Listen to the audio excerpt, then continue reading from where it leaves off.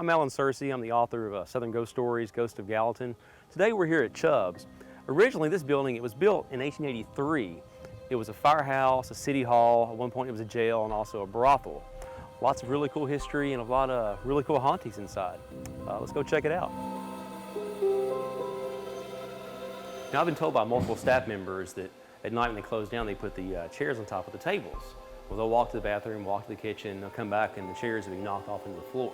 The restroom's over there. I've been told the ladies' restroom, there's a door in there and something will beat on it or make some strange noise. And they've also heard other strange noises coming from the restroom. Just a lot of really, really cool haunted stuff in here, and I'll take you upstairs in a minute. That's where all the really cool stuff happens. This is believed to be where the fire captain lived in the late 19th century. The people who work up here, they hear footsteps late at night, weird things that have been moved around. Supposedly, there's a spirit of a young lady up here who at one time worked in one of the brothels. I've been told that she likes to greet the musicians that play over here and whisper in their ears. There's also another spirit that supposedly hangs out in the corner over there. She's an older lady who kind of watches what's going on, doesn't really approve of what's going on in the bar.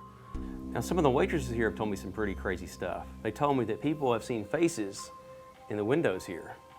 They've also told me they'll be up here and all of a sudden they'll hear the sound of a chair just moving around all by itself.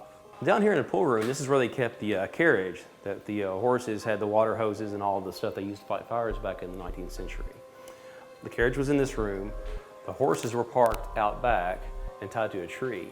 And also the tree back there is supposedly where people were dragged out of jail and hanged at one point. Now a friend of mine, she and I were eating lunch here one day, and she kind of looked at me and she said, "I want to freak you out."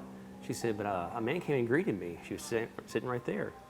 So he reached down and said hello. I didn't see him, but she told me he was there and greeted her. Now, one of the coolest stories I heard about the bar area, there was a waitress who was fascinated with all the ghosts that supposedly were in the building where she worked, so she downloaded an app for her phone. So one day she was tinkering with it, and something popped up. It said, "Charlie says hello." So she wrote back in her phone, "Where are you?" And a message popped up on her phone that says, "I'm in the mirror behind the bottles."